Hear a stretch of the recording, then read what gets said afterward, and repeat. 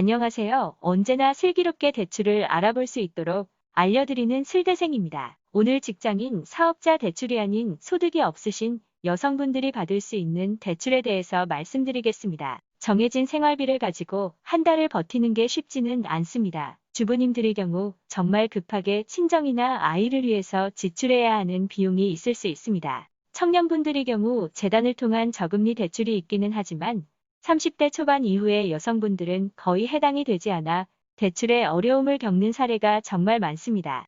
특히 주부님이나 취업을 준비 중이신 여성분의 경우 소일거리를 하더라도 파트타임 개념으로 현금 수령하는 경우에는 소득 증빙이 되지 않아 금융사 대출이 쉽지가 않습니다. 결론부터 말씀드리자면 여성분들 무직자 대출의 경우 금융사에서는 추정소득으로 한도를 산출합니다. 따라서 무직자 여성분들도 대출이 가능하십니다. 추정소득으로 인정되는 경우는 첫 번째 신용카드 사용 여부입니다.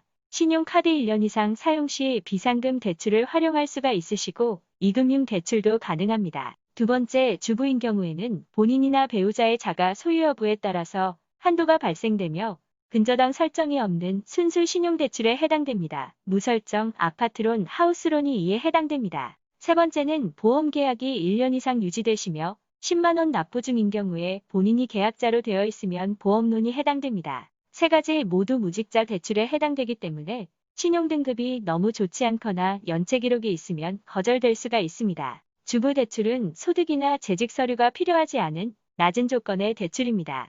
다만 1금융 대출이 아닌 경우 금리가 중금리로 나오기 때문에 무리하게 대출을 시도하는 것이 좋은 방법은 아닙니다. 전문 지식이 없으신 주부님 여성분의 경우 무문별하게 알아보시는 것보다는 1금융 비상금 대출을 확인해 보시고 해당 사항이 없으시면 2금융 여성 대출을 확인해 보셔야 합니다. 간혹 월변 일수에도 손을 빌리시는 분들이 계신데 정보가 부족한 상황에서 알아보신 결과라고 판단됩니다. 2금융 여성 대출 주부 대출은 신용등급이 나쁘지만 않으시다면 쉽게 확인해 볼 수 있으시니 헤이블 광고에 나오는 4금융권이나 사채에는 절대 문의조차 하지 않으시기를 바랍니다. 지금까지 주부님 무직자 여성분 대출에 대해서 말씀드렸는데 특별히 금리가 좋고 나쁨은 없습니다.